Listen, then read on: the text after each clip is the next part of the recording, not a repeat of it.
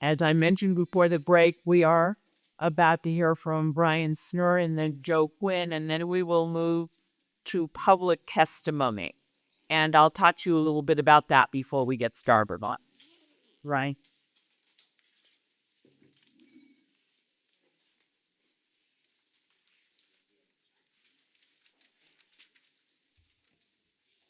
Thank you. My name is Brian Snur. I'm General Legal Counsel for North Highline Fire District. My address is 612 South 227th Street, Waynes, Washington, 98198. With me this evening are Commissioner Liz Yiva, who is here, and that's Commissioner Zalnet Pereira, the city. Yes, sir.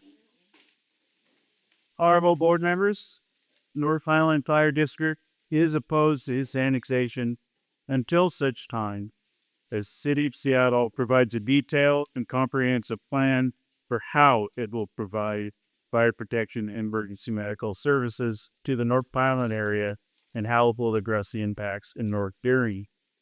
Another way to say this, perhaps, is we think that this board has an obligation to consider what the city has called the operational issues. And if the city hasn't resolved the operating issues before it is asking this board to approve the annexation, then the annexation should be denied. And I think that is required as they look at your factors and indicators, as I will in a few minutes.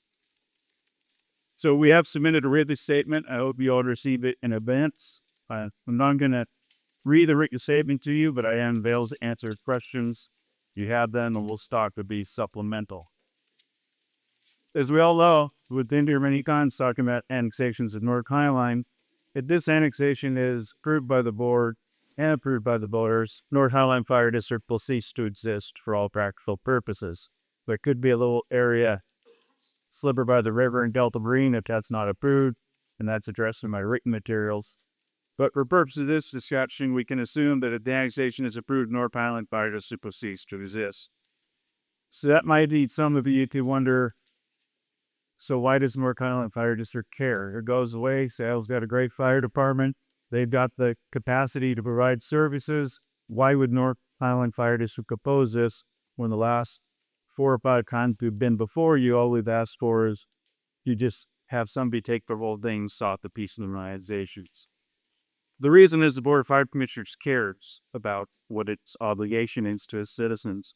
Board of Fire Commissioners has a single purpose. It's a great thing about being a commissioner of a fire district. The single purpose is to look out for fire protection and emergency medical services of the citizens you served. And at the present time, they don't have the answers that they need to be able to support of this annexation. You never question the fact the city of Seattle has the operational capacity to provide the service to this area, to even improve the services in this area. But based on the evidence that's been presented to the board so far, based on the evidence that we're aware of, there's no guarantee that Seattle has any political will or ability to provide the fire department with the resources necessary to provide the services, particularly the ALS services. There's also a significant issue involving North Burien. Mr. Quinn will be speaking about that, so I'm not going to talk about it a lot, but simply point out the North Burien used to be part of North Highline Fire District, and it is a significant impact that our board is also concerned about because we currently provide those services through a contract. Make we disappear, you want to be there, fulfill that obligation. The city filed this notice of intention almost a year ago, or a little over a year ago. It wasn't until May of this year, when we were notified by the Banner Board you were having this hearing, that we reached out to the city of Seattle and asked them for their plan to provide surveys. There was no communication from the city prior to that time. In response to our question, the city did come and meet with the Board of Commissioners. The city responded to a laundry list of questions, which we appreciate because there were a lot of questions, and we got the responses. The challenge with the responses is a lot of them, I think, fall into this category the city mentioned about these are operational issues. Trust us, we'll take care of the operational issues when the time is right. Well, we think that the time is right now when they have to be answered. And we'd ask this board We don't believe that you can approve the annexation simply based on the general statements of the unilateral promises of Seattle to do what's right for North Highline. They've had plenty of time to plan this annexation. They should be coming forward with specific concrete proposals, agreements that would address the ALS issue, agreements that would address the North Carrier issue. And absent those agreements, the annexation needs to be denied. Your factors and objectives support this approach. 3693-170 requires that the board consider as a factor of the annexation the existence of applicable service agreements. What that really means is service agreements, what they deal with is they deal with the operational issues. If the city was here with a proposed agreement that have entered to automatic aid with District 2 or with King County Medic 1 to address the ALS issue, we would have nothing to oppose because then our response times would be managed. The read materials, we did answer the question about the response time currently for ALSs, average of 6 minutes. So the city is going to provide ALS under the current plan. The estimates you have from Station 32, which I noted, isn't even reflected on the map. So that's how far away it is. And they recognize that it's a problem. And we appreciate that. Our position is until they have the concrete solution, the annexation's not ready to move forward. Maybe they need another year. Maybe they need to come back with an actual plan. And we're not just kind of frying wolf. We've all been here talking about North Island annexation for a long time. The 2008 MOU, which has been discussed, and the annexation framework, which has been discussed. Under those documents, Seattle agreed to work together to develop service agreements. The annexation framework provided that City of Seattle would work collaboratively with North Highline to optimize response times through reciprocal service arrangements in areas of need. Those documents were entered into 8 years ago. Yet I'm standing here right now, 8 years later, when they finally start pushing annexation forward again. We don't have those collaborative agreements. We don't have those service agreements that would address the operational issues that truly trouble the board. So this is a significant factor in this annexation that they're required to consider. In the absence of any service agreements is a critical issue and does not support further annexation. The other factors that we ask you to consider relate to the need for municipal services in this area, the cost and adequacy of municipal services in this area, and how that would change if Seattle annexes it. This is a significant boundary change. The current service areas in North Highline had been developed over decades of political boundaries historically created, and the fact that while Seattle has been a great mutual aid partner with surrounding regions for large events, Seattle has been, as I think was mentioned here, they're not a reliable automatic aid partner in providing services. You can't rely on Seattle in the present situation for day-to-day automatic aid. Zone 3, as Keith Hagan mentioned, fire department's operations regard political boundaries. Closest unit will respond regardless of political boundaries. That hasn't existed in Seattle, and so the service area in North Highline's been developed between North Island and King County Fire Protection District 2 that recognizes that reality. That's why North Highline provides services to North Beering, just got the closest station to develop those agreements. So urban level services, highly intensive urban area, the current fire districts are already providing them.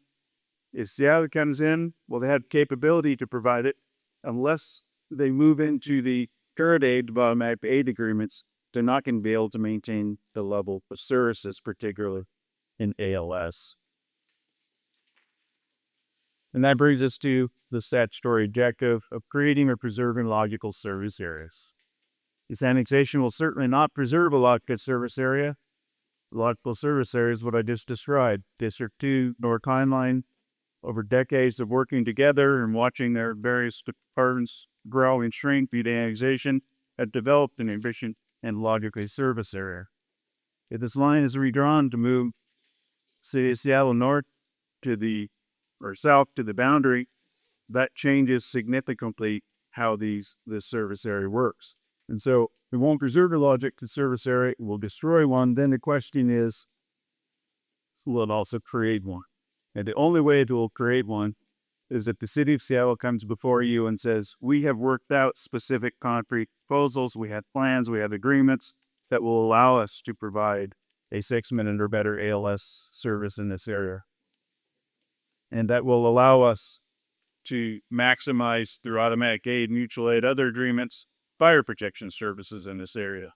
Absent those agreements, absent that specific plan, we don't believe the annexation meets the criteria or will meet the logical service area objective of the BRB board. And on that basis, we are respectfully requesting that you deny the annexation. Question to the board? Sir, Yes, I had a question. I couldn't draw on the map exactly where Fire District 2 is. Is the portion of Fire District 2 within the annexation area? no, Fire District 2 is the green area. The city of Bering's annexed into Fire District 2. So it's the green area on that middle map there, and it runs all the way down. No, there are top to city dogger. Yes, Fire District 2. And I think it covers portions of unincorporated D kind of too, I believe. And then through contract, we actually have a contract then to provide our service. yes, following the annexation of the North Berrien area by Berrien, we previously in North Highline, King County Fire District number 2 and North Highline negotiated an agreement because we had the Station 18 there. It was still ours. We transferred ownership of Station 19, although we still operate Station 19 as North Highland Fire District. And Berrien pays us some of the lost revenues from that area, and then we provide the services. The districts have a joint chief as well. You usually get to address some of these issues.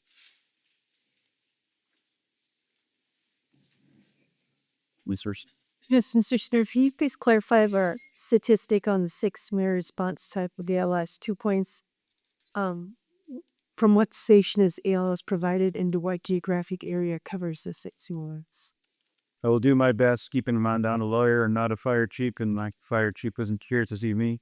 There will be a chance tomorrow if you like to respond. That we bought it, 13th and that GP knows say to 28 first. The station of the Medicina set all about that in Berry. Key County, South Sioux County Medic Unit number 4. So. We, sir. Wow. South King County Medic Unit number 4 just recently moved to downtown Berrien, and its response time to the annexation area is excellent. So that 6 minutes extends into this North Highland most Clearly, yeah.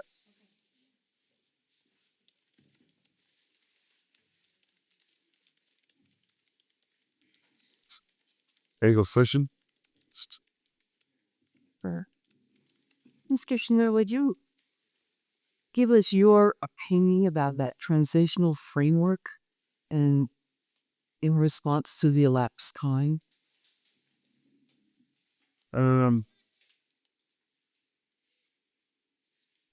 My opinion is my opinion on behalf of Norma Fire District is that it was designed to address the exact issues that we're talking about here tonight, that we would have service agreements in place so that when annexation came before the boundary review board and went before the voters, you wouldn't have unanswered questions. So whether it's a legally binding agreement, I'll defer to Mr. Quinn. He just spent more time reviewing that. Whether the spirit of those agreements should continue on and should have been fulfilled, I would say that they haven't been fulfilled.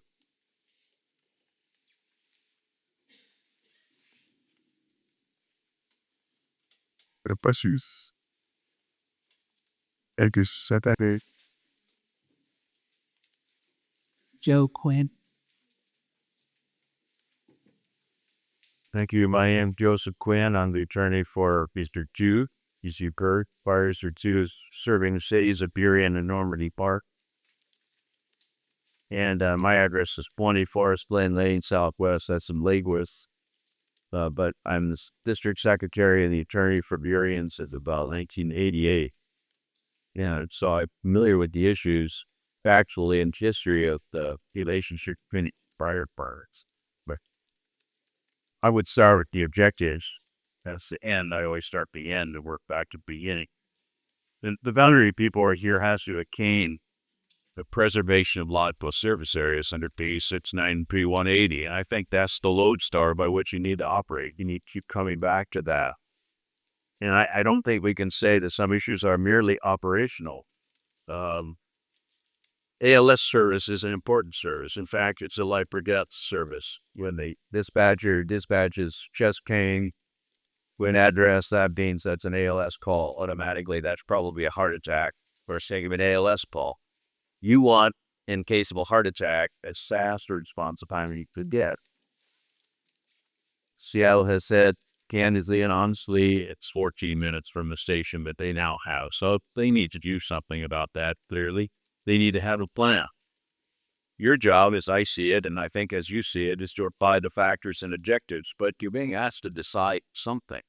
Now, not there. And then the voters will be asked to decide something. He gets approved. And they'll be asked to decide now, not later, on their vote.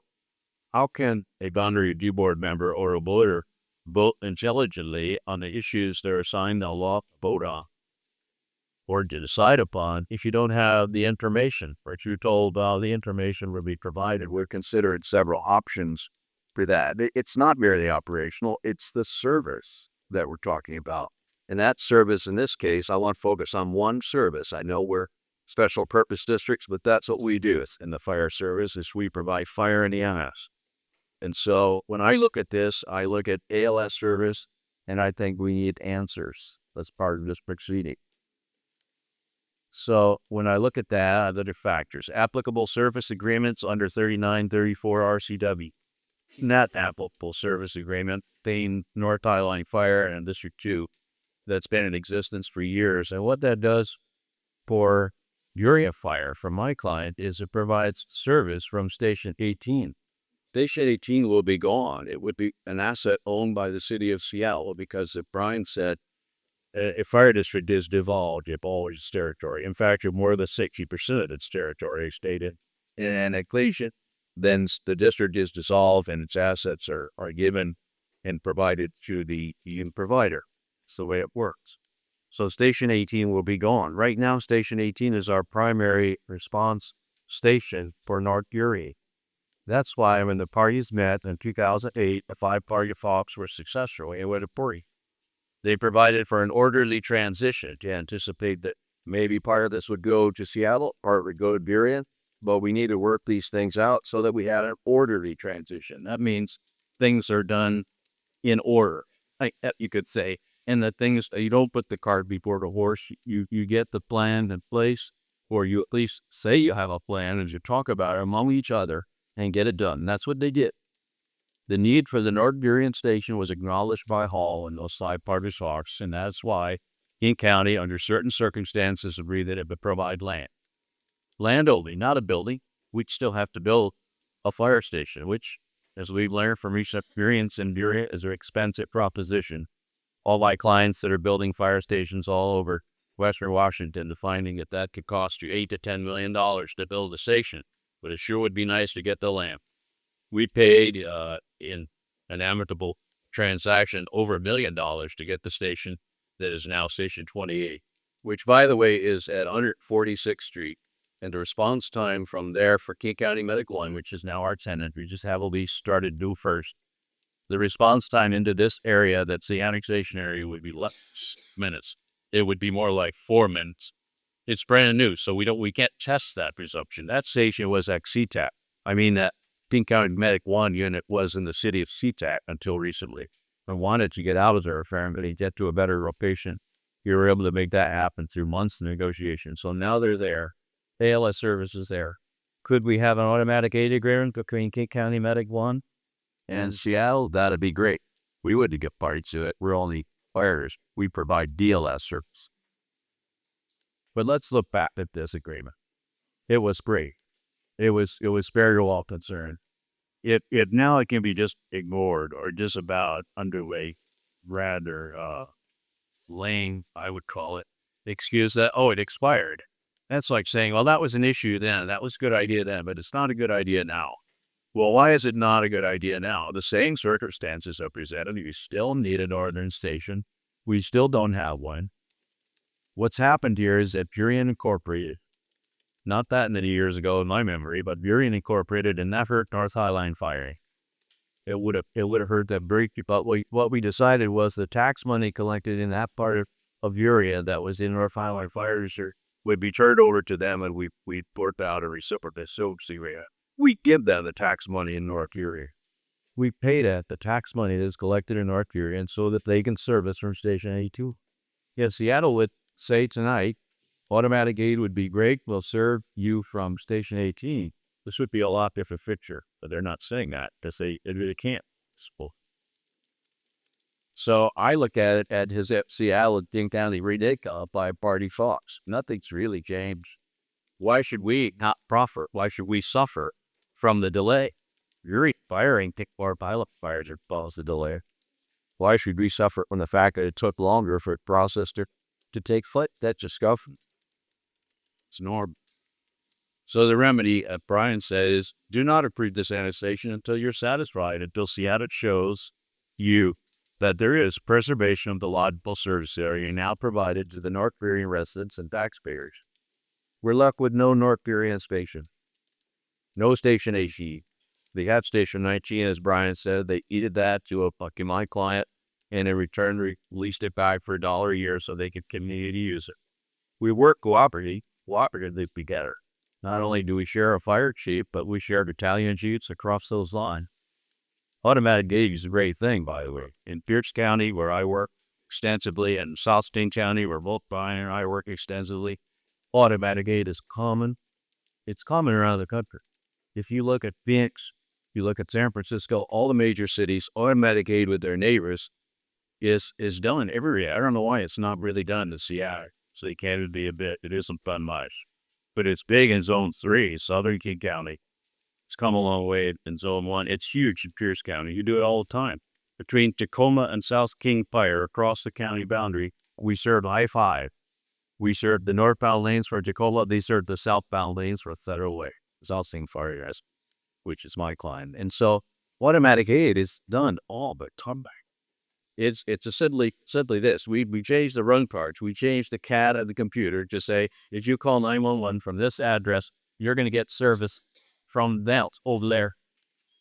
Jualec and my clients in Pierce County have been doing that for 20 years. It's not rocket science. It's done all the time in various parts of the countries, and they would solve the problem here. But there are no negotiations. They mentioned June 29th. That's great. They agreed to be off. Very personal negotiations for automatic aid agreement. They're ongoing right now. So, as I see it, we just need more information. You need more commit. We don't need promises. We need commit from the parties that they will work together and then follow through on that. We're willing to work with them. They will be willing to work for us. I have to answer any questions you might have. Questions from the board? Mr. McCree? I have a question. Could the MOU that expired on 2012 have been extended? And did you pursue that? I don't think anybody pursued annexation just sort of languish that in terms of the final full activation. Well, we're things so honest, since you said like the sliver by the river is a Delta Marine, up this like up Willa. Those are marginal. What really matters to us is if King County District 11 goes away, it gets dissolved.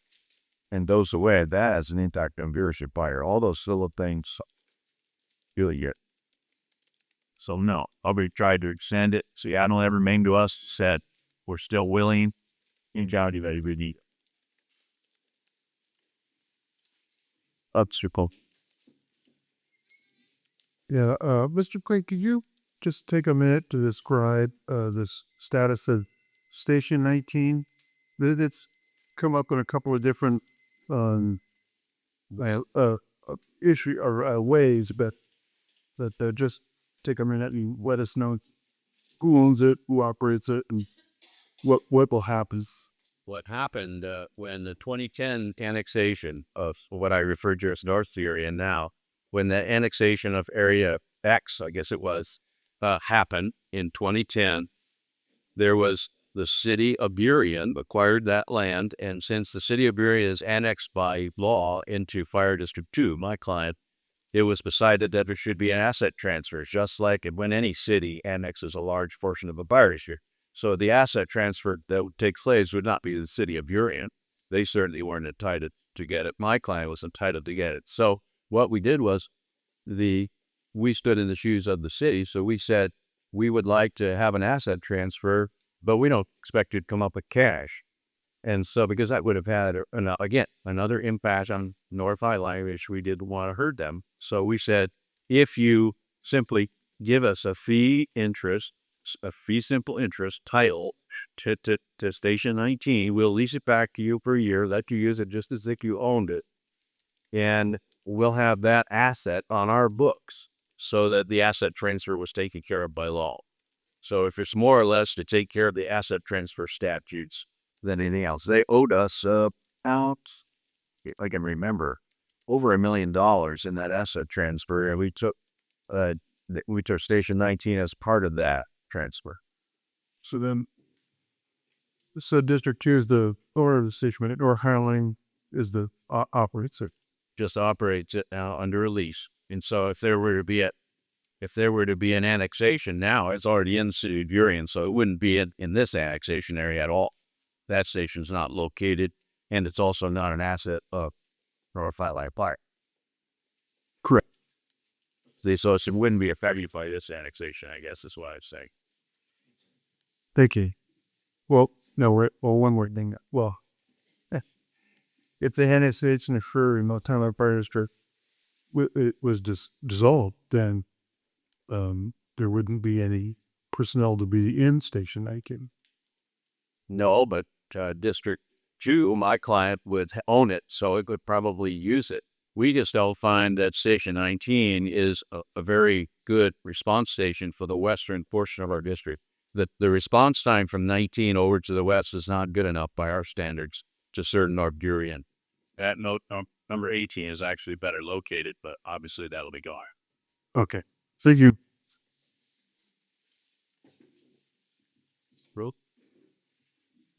In other cases with that, the contracts that are owned by an agency or the contracts that agencies have, when someone assumed that agency, they assume all the contracts and they have to fulfill those contracts as if they were the original agency. So how would that affect your arrangements? Seattle would have to step in, and if you have a contract Our service agreement with North Highline is an annual contract. So it no matter the GIRs, it has a provision that it expires at the end of this year or it expires upon annexation. Also, we've addressed that in contract.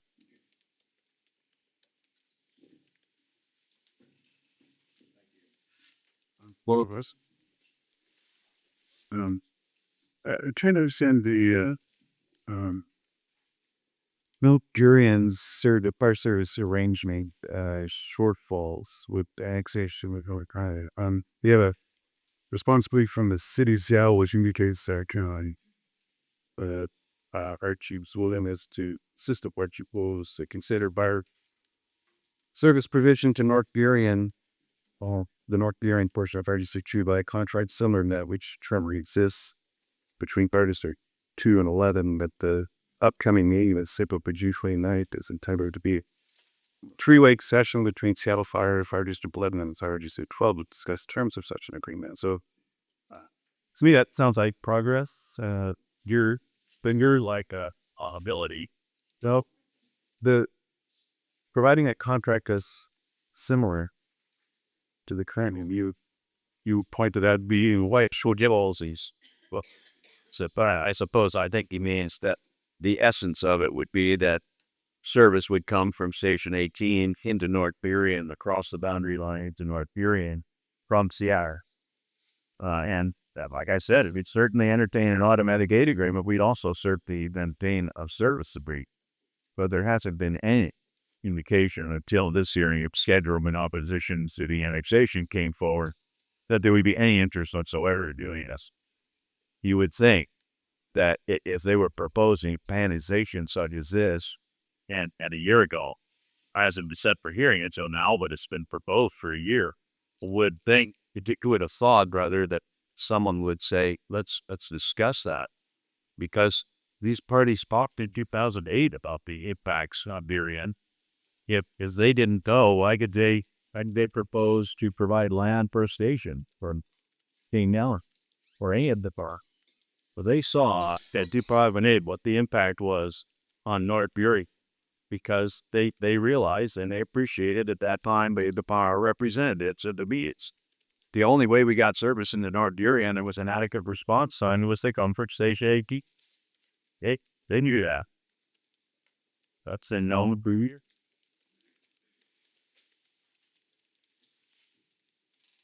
So Thank you. That finishes agency testimony. Again, we're going to try to wrap up at about 9:30, but that does give us some time for a public testimony this evening. If there are people cannot return tomorrow evening, I give the first priority. And I will begin with Lois Shipper because she has already informed me that tonight is really night. So after that, if you are only able to be his active agent and interview me by the Pamaneki week.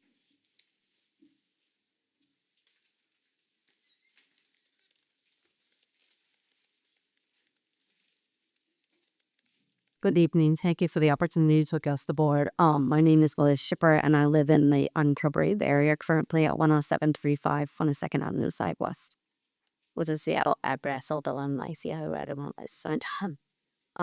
I'd like to speak. I'd like to consider one thing. I'd like to look around the road here. I'd like to think about the makeup of the unincorporated area. It's about 70% non-Caucasian, and if you look around the room, I'd say we need to do some different outreach. I know that you posted Melissa's in the paper, etc., and I would appreciate any effort that the board can do to reach those non-English speaking communities and the First Community White Center. Okay. I will let you know that every poster we put up went up in Vietnamese, Spanish, and English. We posted in community centers. I'm not saying that we reached every drive. We posted in community centers. We posted in clinics. We posted in for them the Vietnamese market, and we might not yet be online, but we posted at 39 places, and virtually all of those were done in 3 languages. So I will send out human services in White Center, and I know that often we personal outreach to reach communities and have them understand our processes here. They're often really immigrated new arrivals to Cadman. So I appreciate that, but I do think that for you to hear from this audience is one part of information. There are resident meetings at Seal Gardens, there are resident meetings at Creebridge. There are other ways to at least inform those communities. I don't know that they have to come to a board meeting, but we did reach out and offer to speak at those communities, and so far that was just not available to us. I not and disagree with you that we had translator or purposes here really doing Maybe keep out that you just read. so there's an opportunity for me to let those communities know that ended up preparing that, and they people here tomorrow night. We intend to have a tour ceremony as well. okay. So that was just about 10 seconds of finish. My time. I'd also like to talk about your duty to preserve and provide municipal, or the duty of you to consider provision of municipal and government services. Like I said, I work in Top and Human Services, and I see that the opportunity to receive services under what exists in the city of Seattle is a far greater expanse than what we have right now. King County services, they don't run health attending services. They also have to provide services by and I would say I'm going to seek to fire first, since that's really been the topic of issue tonight. And we had a fire in our backyard. Some kids are setting off firecrackers. Our hillside went up in flames. It was on a dead end below us. There were no hydrants on that street. And Al-Qaeda responded to Seattle fighter tanker trucks responded to bring the water to put that fire out and preserve that from coming up the hillside to our homes. And from where I sit in that area, I would rather be part of Seattle and have all of the resources of the Seattle Fire Department without there having to be an aid agreement for them to come and serve my residents in case an issue. I also had a medic potion myself, and at the time, medics had to come from SeaTac from Military Road Station, and it was, I think, about a 15-minute response time on it. Do understand that that recently changed with the transition to the downtown Burien location. I'd also like to talk about schools. And it's cited that the school boundary districts don't change with annexation. I have two kids that graduated from Highline schools. I've been very happy with Highline School. What I am excited about is that there's a Seattle Family and Education Levy. There are enormous resources that come through that levy to serve the students in those schools, and we have a lot of need in the schools in the North Highline area, and they would benefit from those after-school services, health services that come to the school. They're working on responses to communities with trauma. And so I think all of those would be additional beneficial services that we would not receive in those North Highline schools if we were not annexed to Seattle. And I also think it's important for the consequences that there be discussion here about the consequences of not annexing, and the county talked about their inabilities to support our neighborhood with county resources. 67%, voted not to go to Burien, but I think there's a larger portion of that no vote that are people that don't want to be annexed. And I'm not sure, we talked about what Burien offers previously. We talked now about what Seattle offers. There hasn't been, I don't think, enough education and discussion about what happens if nobody takes us and we continue to languish. Already our snow response has decreased. Like I said, I work in Health and Human Services, and we only had roads plowed, blocks away from our clinic, so folks did not get there if they needed to during that really bad snowstorm a few years ago because the county had reduced their services. So I would just really encourage you. I think Seattle is the best option for this very urban, very diverse neighborhood. Seattle has a great neighborhood support plan, as they talk about, and we would become another neighborhood of Seattle that would be eligible for all those planning, matching grants, and health and services. So thank you for the opportunity, and thanks for letting me go and check on more. Question for the board.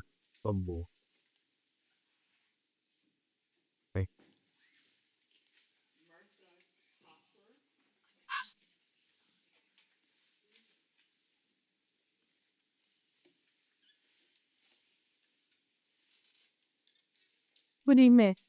I'm a resident of Seattle.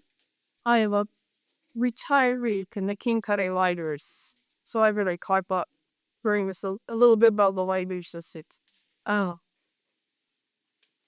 Just down the street is a brand new White Center Library. $8.8 million construction cost paid for liability from King County Library. The documents it is so bad about so library no prosperity when it hit this swimming hag is test started, so there is no plan at the move. The Jeremy spoke about reciprocity. And I guess from my perspective, I would say all kinds of levels of reciprocity. I can go as a Seattle resident and to the King County Library is often thankful and people say, up until recently, I could not put any items on hold.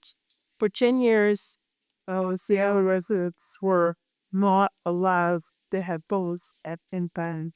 That has recently been modified, and I can have manholes of porks, and some of the holes are materials. I'm not reached to the maximum on that, so I don't care. What happened? What was actually there? So I'd like to say that there are also other things that Seattle Public Library gets differently that King County goes. So I guess my question is, what's going to happen to the White Center Library? I mean, right now it's a limbo, and you really need a neighborhood library. 70,000 people deserve it. I really And I can't say that people, Vietnamese residents and Seattle Hungary or Seattle residents are not treated equally, for like the services. I am really concerned about policing.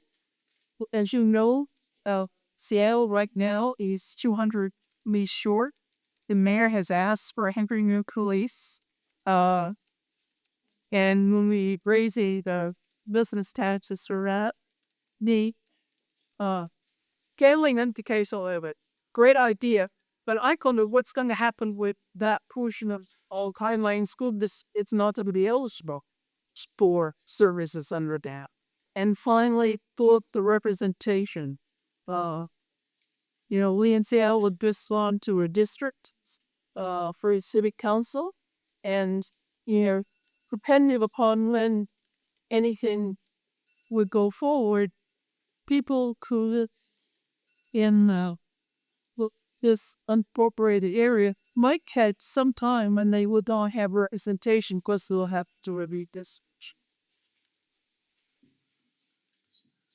Questions from the board? I guess. Ms. Hershey? Oh, I missed your name. Sorry. What was your name? Oh, I'm sorry. It's Martha Toffrey. Tofferi. Okay, Miss Toffrey. Thank you. You reminded me of the same question I had, which was the additional explanation about the White Center Library. So I'll defer to City Secretary to answer that into our next rebuttal. Thank you. Thanks for the reminder. Gwenna Anthony, followed by Dennis Eaton. Do you plan to answer me? All right.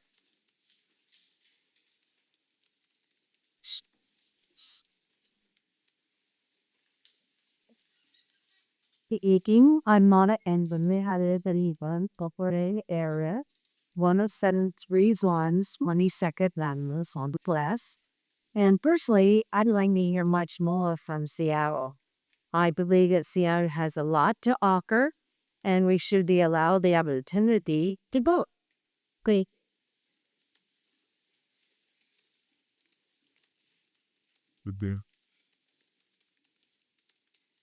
Dennis Eaton, the 107 deal. We're at a southwest gear appropriating area. I have some questions and concerns off of Seattle. White Center would be one of the forest areas of Seattle, and I'm not there that Seattle would devote in those services to this area. What is the city planning to do with the money that they get in the state tax or the basis of daddy it as this area? The money actually used for improvements and services in this area, or it the bill find is where apt to be used for something else at one point. So my pussy apples more than such hamper the lights of the light it. You need a library there. I did I'm thinking you want the respect the timber set of jury calls and up for one simple. One of my bigger concerns is the zoning. Right now, the area I'm in is zoned R6, which means single family residence, 6 watts per acre. I understand that if Seattle Annex is what is zoning that require allowers, backyards, remedies. And I one of the things I like about this area, resident for Seattle sick, I wouldn't like to have patio as residences, one story, a few stories going out our backyards. So I understand this Seattle some people are gonna have to get an experientially anyway. Yeah, Seattle the best option books. I think you need to have more answers to Seattle for a lot to take care of this area. Not go. Thank you. Rose Clark. Oh, sorry.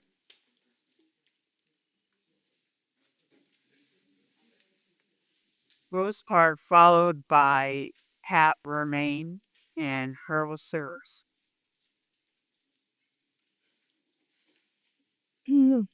Okay, thank you very much. I am Rose Spark. I am a former Iberian, and I'm a 40 plus year volunteer with the Highline School District, and that's what I wanted to talk to you about tonight. The city of Seattle and the Seattle School District are two separate and distinct legal bodies that have worked together for years. In the Highline School District, there are 4 separate cities: Darien, Des Moines, Beverly Park, Seacack, as well as unincorporated Kincannon. And these cities work together with Highline School District very well. While they have these good working relationships, having Seattle as part of the district raises different problems that should be worked out before an annexation proposal goes to the voters. For the Highline School District, having major increased zoning in any one part of the district can cause district-related problems throughout the district and pass through all of the cities. So let me explain. Similar zoning has been in place throughout the cities with the whole 75-year history of the Highline School District. Growth has been many. However, if Seattle indeed does annex North Highline, there is concern that the higher density that Seattle would normally have would have unforeseen impacts that would impact the whole Highline School District. If current Seattle density were to become a party on Highline planning, it could have 2 potential impacts on the Highline School District. 1, overcrowded schools in each part of Seattle could cause Highline schools to have to implement boundary changes that would fall throughout the district. And secondly, the same thing would happen potentially having to buy land or build schools. So I have 2 proposals to offer: that the annexation process be slowed to allow time in the Seattle School District and the Highline School District to negotiate and consider if the affected Highline School District school should be transferred to the Seattle School District with the appropriate asset transfers, or that the city of Seattle would agree that their zoning would be more reflected of the zoning throughout the Highline School District. The residents of the cities of Darien, Des Moines, Stark, Mead Park, and Seacack must be protected from the attacks that would affect their schools through property tax regulation. And from my point of view, create a potential the school district tax throughout the area. This caused by one city's annexation. So thank you for your time. I also sent you some testimony that you And that's it for number 5. Thank you very much. Kat Lemane and Carol Silver. Yes. And as it will be the last two, the bucket board sheet. How does she'll tell? Are the town really added to more? Is this what's been happening on Myers Way lately? You could kind of see Sam. Well, no. If you want, I would be more than happy to upload these to Insight the top for public record. There's one board to look at them, part of the book. Okay, I would be more than happy to do that for you. You probably might find it. Well, we gotta read. If you're, it'll just take a second. But if you're gonna refer to them in your testimony, it would be a clean record. Be refer them by number. They're not gonna be anyway. We can one. We might know. Anyway. So, Angelica, yes, could you Barky's mask, would you see? Thank you. Yes, my name is Scotland when I live at 10127 Myers Way South, and I'm incorporated King Hamony. Lots to talk about, but main I'm going to concern ourselves on the homeless situation that is all happening on the Seattle side of the border of Myers Way. For many of us, the situation on Myers Way has become intolerable. At a recent city council meeting, it was remarked that the Myers Way RV camp is a model of how to run an RV safe zone. For us who live on Myers Way, it has become a hub for drug dealing, laundering site for stolen goods, has had 2 people die from overdose in under 6 months, is a contributor to poisoning our streams and salmon habitat, an unsightly mess with mounds of garbage and human waste, a public nuisance that has made many of us feel unsafe in our own neighborhood. It encourages those who like this way of life not to seek help and or to integrate back into society. Myers Way has become Seattle's human dumping ground. Seattle should be focused on discouraging this kind of behavior and put more pressure on the homeless to seek the help that is offered and that they need. Furthermore, it is the Myers Way deaths as an example of how Seattle is going to treat North Highline if we get annexed. King County enforces the parking, trespassing, and vagrancy laws for all. If you are homeless in Seattle, Seattle does not. What I am afraid of, and many of my neighbors are also, is if we get annexed by Seattle, is the same leniency they have for Myers Way will extend to the streets in front of our homes, just like what's happening in Ballard. Also, finding out about this meeting from a paper stapled to a power pole is outrageous. My girl Carol here has a photo taken of one of your power poles. It's just strictly in English. Last time this annexation went through, you guys had the decency of doing a mass mailing to everybody in our community. Can I assume that this is going to be as dirty election as the last one? I mean, you need to let us know what's going on and just how you've done it. Like I said, I did find out about this meeting till Thursday. For me, the last annexation attempt quite literally turned into a battle of good versus evil. Or to put it another way, if you know a woman is being abused by her boyfriend, will you encourage her to marry her abuser? What Seattle is doing to our community is abuse. Just go Batty Myers Way right now and see what's going on. Okay, I'm just about done. Anyway, Burien did not respect our community. It appears Seattle doesn't either. I would encourage you to come out to our community and actually see the problem and to deal with it. Because this is really a big issue.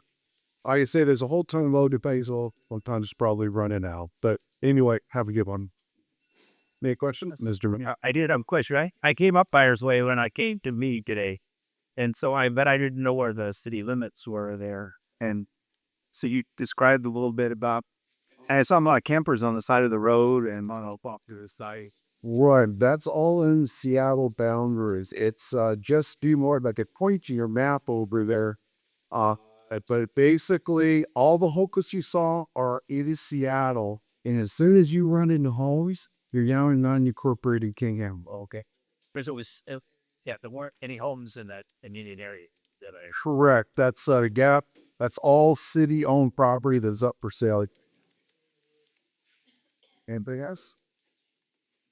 Okay, thank you. For real.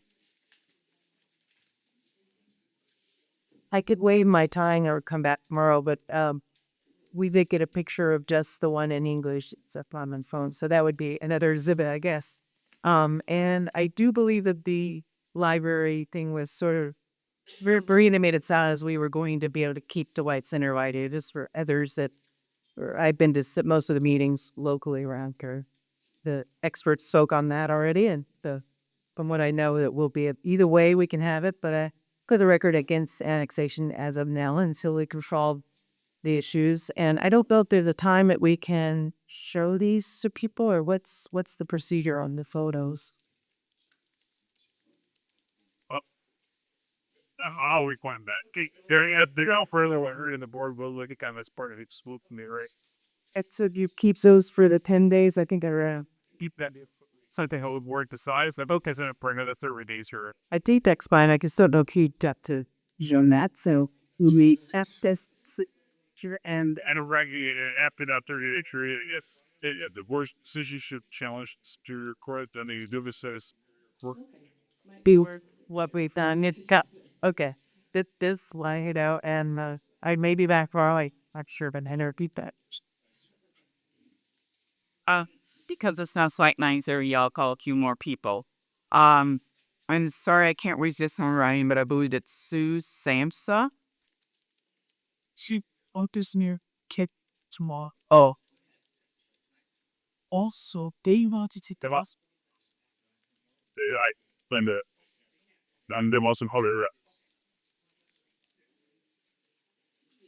Thank you. Thanks very much. Yeah, Brian Hastings, 606 Southwest 160th Street, Seattle. I'm here to talk about the Evergreen Pole. Not as sexy as the big, old firefighters, but we provide an important service. My nonprofits have been running Evergreen Pole for the last 6 years. We run it because this area can't support it. And in 6 years, we taught 10,000 of our kids to swim. 10,000. Out of those 10,000, 6,000 have been either reduced or free. And that shows about the impoverished kids that we have coming to the pools. I'm happy to do that. Happy to do that. But every other pool in King County built at the same time when they all reverted back up to the bond ended in 2010, they all get $50,000 to $100,000 to keep the systems of the pool running. We have no money in this area. I go out and I fundraise constantly. We need more financial support. We got a lot of money that way, over there. That's what we need, and it's crazy that we aren't looking at the financial surety that we're going to get with that. That's a community resource, that pool that we all use. We've taught your grandkids to swim, and we'll keep doing it. But that pool system, we're going to fail. We don't even go so far. So, I'm pleading with you. We need the extra support. It's not here. It is not here anywhere. I visit all of the councils. I visit all the politicians. I go to all the agencies. I get as any grace to read that. There's nothing left. And in them, I'm one small entity. I get it. But I'm not unlike the others that want to provide services to this area. Okay? I'm going to cut you free. I am not a lawyer. I wanted to say that. We're up yours. Thank you for your time. Your questions for the board. So, sir, are you for or against Seattle annexing the area? Oh, gee, I can't, but I mean that, sir. I'm for. Yeah. Oh, Mike, when's the last week you said you were looking for? Yeah. It's good, Betty. Yes. Thank you. Cats. Yeah. 606, Southwest 160. There's plenty of with their house, sir. Yeah. All right. Thank you. Yeah, I give you a letter too. Thank you. Thank you. Yeah. Okay. Oh, because we might have to get wait. Earl Wong, People.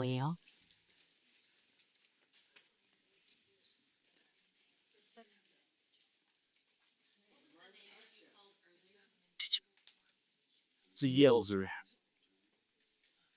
Fail sauce? Somehow. Mars Outgas. I'll pass and give somebody else an opportunity. Okay. Christine Edgar. Where we got shy people here all over. Refused. Just.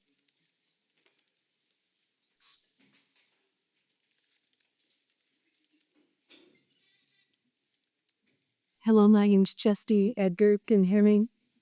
And I'm at 1811 Southwest 152nd Street here in Washington. And I was present at the last annexation hearings that say this area.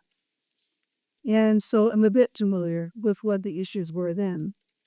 And one of the rules of annexation that I don't think I need to educate you folks is that any area that is taken by an entity is to be provided with services at the level that currently has or greater. So those individuals who step forward and said, oh, we'll get less services. Well, that is not one of the conditions of annexation. They must abide by the rules of annexation that have been set out. The second thing is at the last annexation hearings, one of the things that again was a problem with these fire stations. And the ruling of this board at that time was that you could rule as a board and the particulars of operation and the agreements after the made the ruling could still be taken care of. And so, in fact, he did make a ruling to allow posse and annexation to barriers without all the particulars having been worked out, the operation. And I read that part of the thing, and I'm not sure because it's so unclear to me of what came out of the 2012 agreement was worked out after Uterine made a ruling about it. So I'm not sure why there's now this big flurry that this cannot go on when this was allowed before. Okay?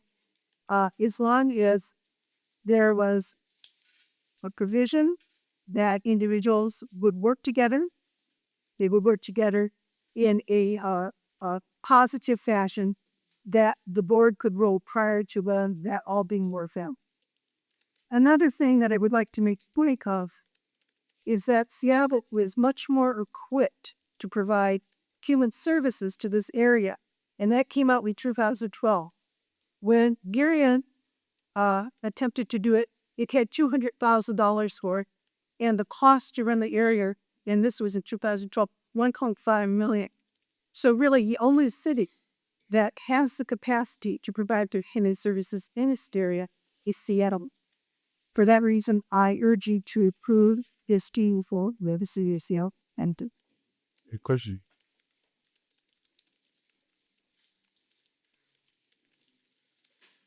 Mr. Chair.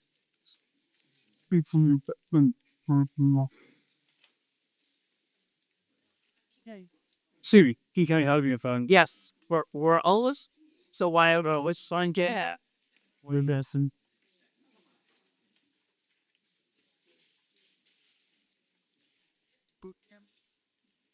This just so you just pay the pay signal? no, well, how okay.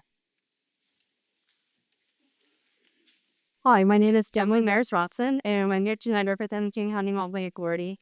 For those of you who are familiar, within the Light Center area, we operate two Hope 6 mixed income communities, Yola Gardens, which is right where we're at, as well as Green Birch, which is just down the street, which many of you are probably familiar with. Between our mixed income communities and our Having Joint Delta program, we house approximately 10% of the population and work it. And so for us, the city's rehabilitators and urban homeless services is very important to us. We house seniors, we house disabled persons, and we house working families. Along with that, we house 10% of being kids to go to Highline schools. So we're very interested in getting the services, the preschool for all. We can meet our own investments in education. We have Head Start facilities at both of those mixed income communities, and we think that bringing preschool for all the bees, the joy, as well as the after school programs, there will be those change in operation. We will retain those properties. And so that we support a higher level of services and present the operation issues would be worked out on or near an annexation. An issue? Questions from the board?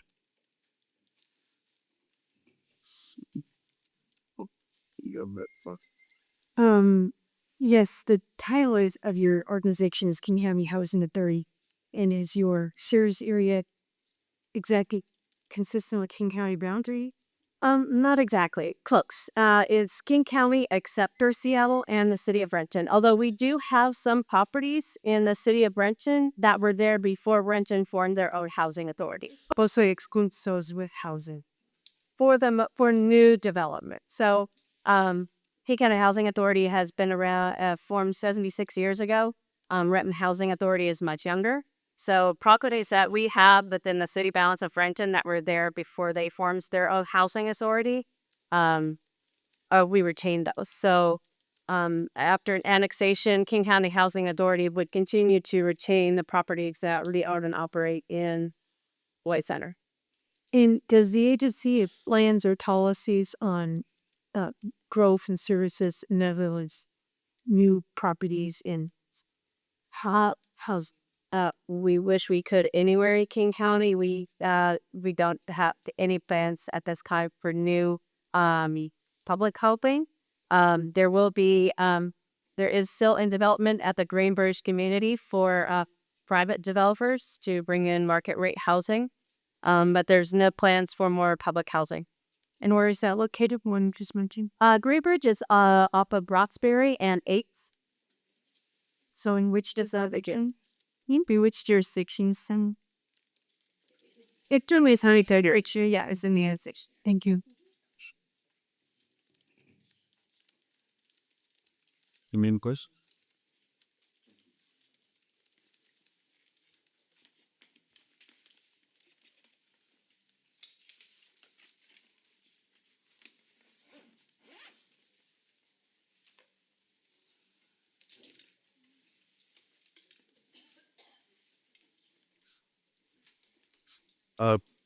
We're going to continue tonight's public testimony at this point. You can see me morning, same location at 7 o'clock in 14th. There are others signed up, but in the share providing more testimony. After that, the board you'll close public testimony. Have anything go out that first? Do you need me to donate or hey,